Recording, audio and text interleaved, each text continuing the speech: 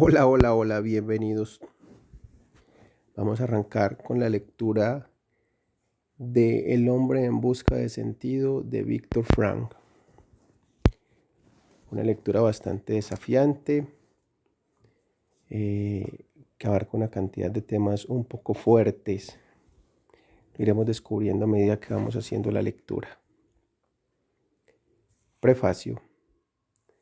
El escenario del hombre en busca de sentido se dibuja sobre el atroz paisaje de la vida en los campos de concentración nazis.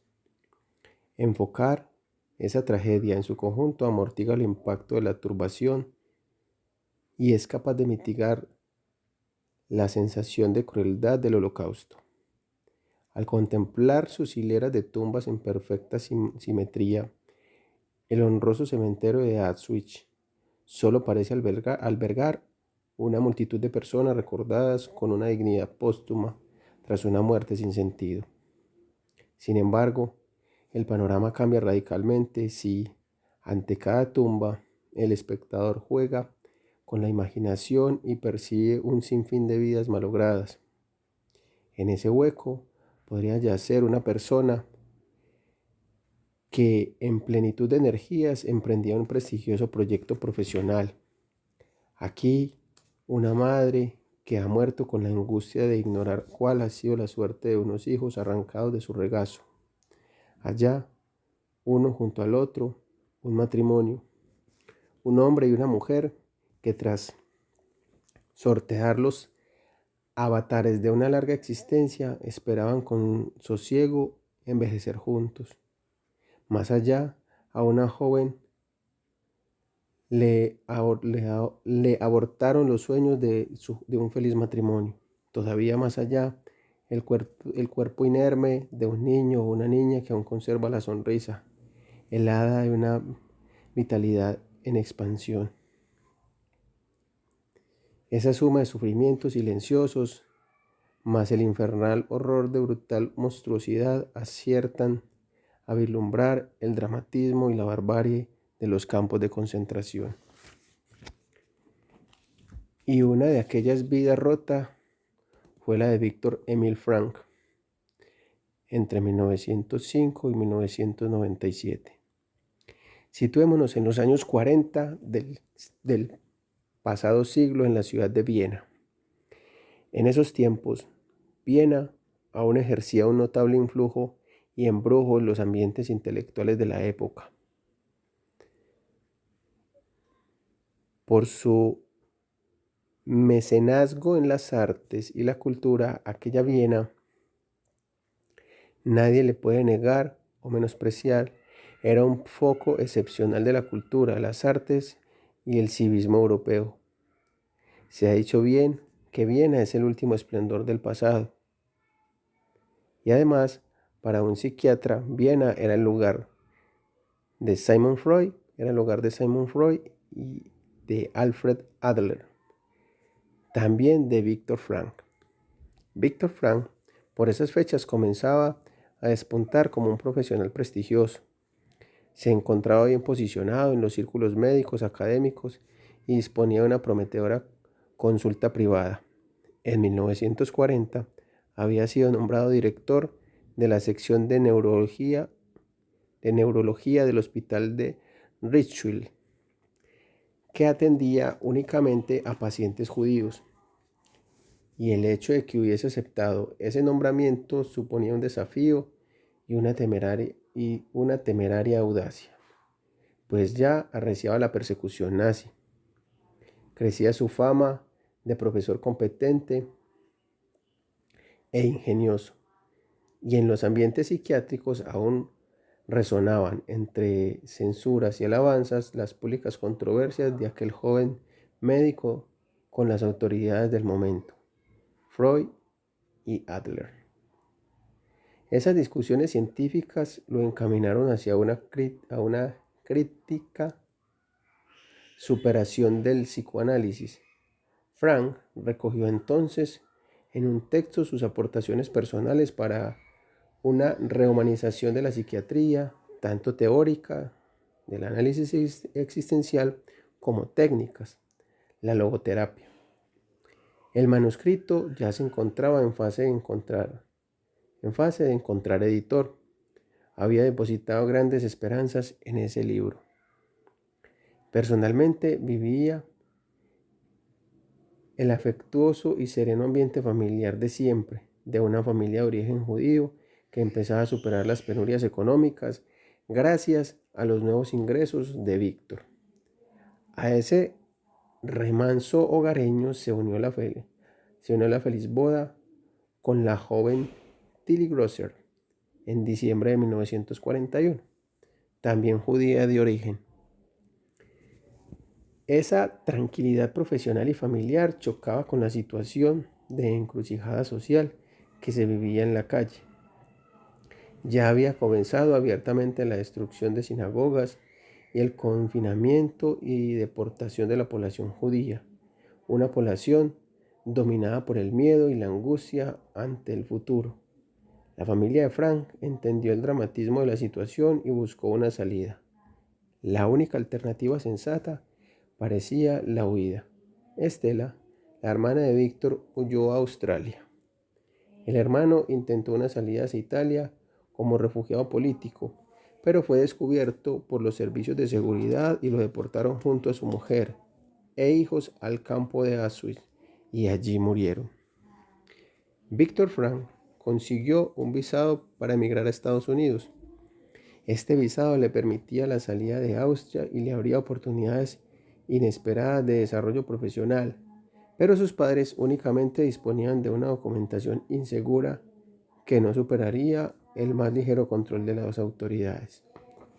Además, como ya eran ancianos, quedarían ciertamente desvalidos si no contaban con la ayuda de ningún hijo. La situación de sus padres planteó a Frank una grave duda de conciencia. ¿Cuál era mi responsabilidad? ¿Ocuparme de mi obra o cuidar a mis padres? Tras profundos titubeos, optó por dejar vencer la visa. Fue una decisión heroica, aunque él lo cuenta con sencilla naturalidad. Evidentemente, el campo de concentración fue mi real prueba de madurez. No estuve obligado a presentarme. Hubiese podido escapar de ello y migrar a tiempo a Norteamérica. Hubiese podido desarrollar la logoterapia en América, cumpliendo así con la misión de mi vida, pero no lo hice y así llegué a Auschwitz.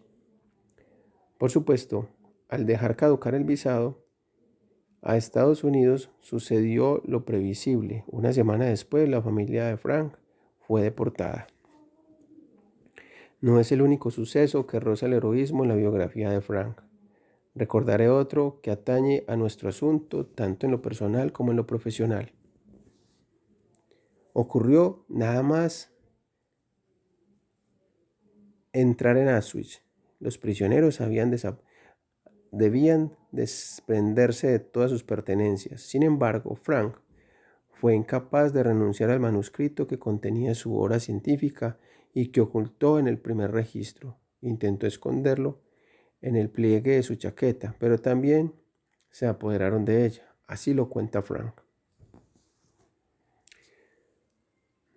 No nos entraba en la cabeza que nos lo quitarían todo, absolutamente todo. Intenté ganarme la confianza de uno de los prisioneros veteranos. Acercándome sigilosamente, señalé el fajo de papeles del bolsillo interior de mi abrigo y le dije: mira, es el manuscrito de un libro científico. Sé que me vas a decir que no puedo esperar nada en estas condiciones y que debo estar agradecido de salvar mi vida, pero no lo puedo evitar. Necesito conservar este manuscrito como sea. Es el trabajo de toda mi vida, ¿comprendes? Parecía que comprendía. Empezó a esbozar una sonrisa primero de compasión, luego burlona, insultante, hasta que soltó una palabra de respuesta a mi ansiedad, la palabra más omnipresente de la jerga del lager. Mierda. Con una, con una sorna macabra y los correspondientes improperios, los guardias del campo rompieron el manuscrito en su presencia. En 2 o 3 minutos destrozaron su trabajo de investigaciones de años. Aquel libro en el que había depositado tantas esperanzas Pese a todo, la historia del manuscrito continúa. En el invierno y la primavera de 1945 se desató una epidemia de tifus que contagió a muchos reclusos. Algunos síntomas de la enfermedad eran extremadamente desagradables e irremediable. La irreprimible evasión a la comida que incrementaba el peligro de muerte y los horribles ataques de delirio. Para no sucumbir a esos atroces ataques intentábamos no dormir. Yo lo lograba improvisando conferencias imaginarias y me propuse construir el manuscrito perdido en la cámara de desinfección. Garabateaba en taquigrafía las palabras esenciales en pequeños trozos de papel. Fueron 16 noches de fiebre en vela. Esperaba que aquellas notas le sirvieran de guión para rehacer el libro si alguna vez era liberado. Este suceso ocurrió en el campo de Turkheim y el libro era Psicoanálisis y Existencialismo. Alcanzado este punto, conviene interrumpir la narración para formular un comentario. Uno de sus biógrafos, Alfred Lensch, hace especial hincapié en el posible riesgo de desvirtuar la figura de Frank si enfatizamos demasiado los hechos heroicos que señalan su vida. Lo dice así: más allá de toda la veneración que merezca como hombre y de todo el respeto que pueda sentirse por su contribución a la humanidad científica, Frank no debe ser eximido de la discusión crítica. Debe ser inteligible para nosotros, comprensible y tangible, y también debe poder llegar a ser piedra de escándalo o contradicción. De este modo, su vida y su obra seguirán vivas entre nosotros y no estarán en las alturas de un pedestal, ajenas a la vida cotidiana, inalcanzables, expuestas solo al polvo de la historia. El comentario es acertado del maestro y mesurado. Frank es un científico y debe ser juzgado y evaluado según su pensamiento y quehacer psiquiátrico. Su figura y su magisterio se engrandecen a la par de sus aportaciones y descubrimientos profesionales, tanto médicos como antropológicos. Bien es verdad que la personalidad de las figuras históricas pueden erigirse en un icono de referencia para la población en general. Sus opiniones y gestos suelen trascender el espacio de su estricto magisterio profesional. Pero también es cierto que algunos entusiastas de Frank exageran al presentarlo como un hombre deslumbrante, heroico, inigualable. Y eso no era el hombre Frank.